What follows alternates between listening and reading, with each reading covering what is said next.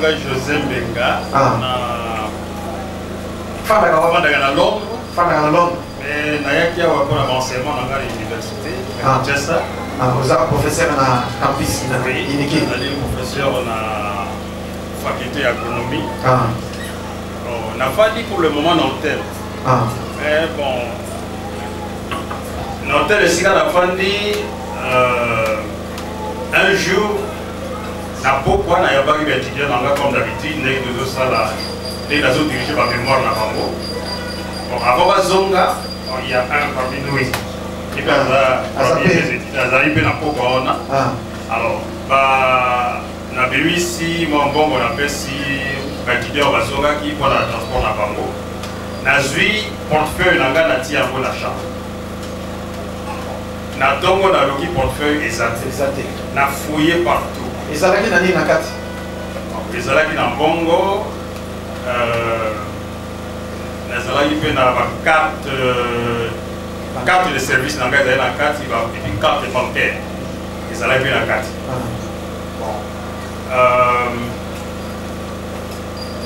Na luki na zuite, na luki na zuite, na benye na vino to luka biso mibale. To luki to zuite. Je me suis dit, oh et comme et les moyens na évité. Bon, na zui initiative na ici ba moi bon parce que le jour avant, Bazak va travailler à hôtel. Bazak ça mais yozo bimo so tika clété.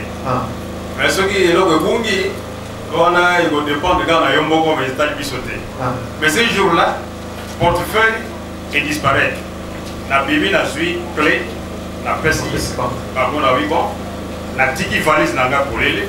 Na tiki chambre na nga polele. Makambo c'est ça polele parce que portefeuille na nga est libre. Bino ko mikana ko lukango, so kozui yango botika ngo. To bimi, za ina ndeko valeur.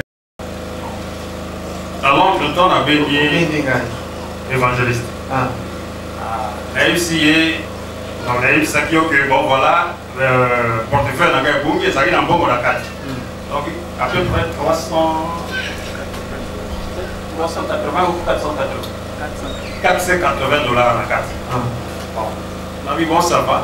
Na bengio, obido motuana, aola la profiter.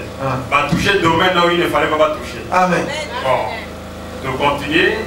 Tant qu'on a zongi, nous on a il faut y avoir zongi. Bon, Boutou a l'équipe au Louga quitté.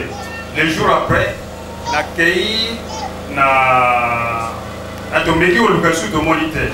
Mais na culotte. Culotte on a des coups d'ailleurs dans la lettre à côté.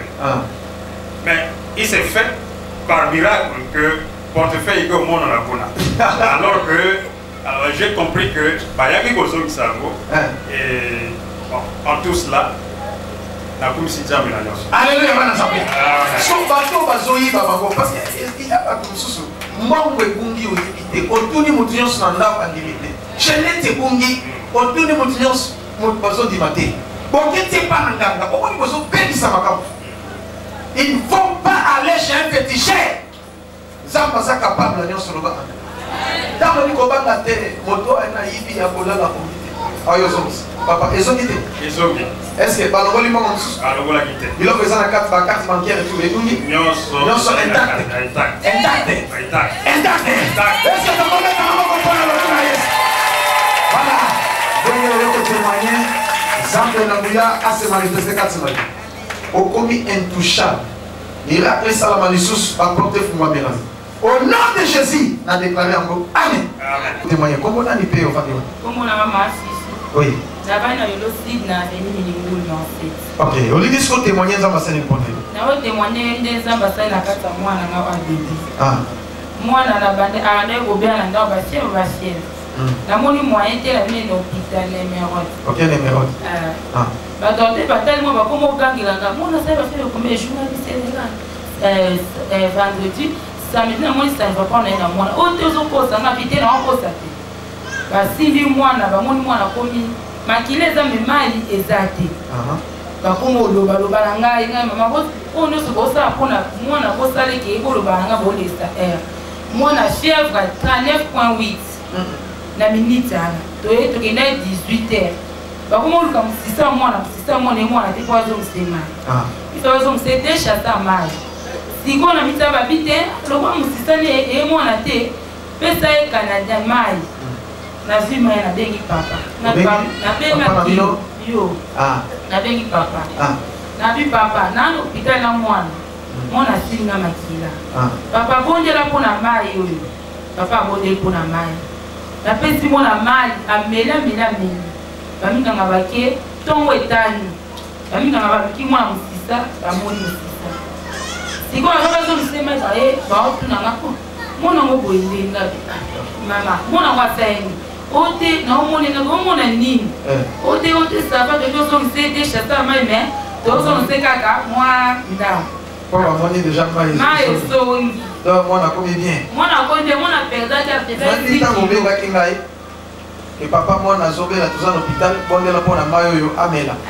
nabondeli omelisi ye nabi kobanga te nzambe asali donc esili mpe esili namelisi mpe mwana mai nde guérison ekoti bazongisi susu mai te de sachet consort te bazosika mwa ndambu kaka apeka kutu 1 kilo na miniti mwana rétablir azongi 6 kilo alleluya bana nzambe nani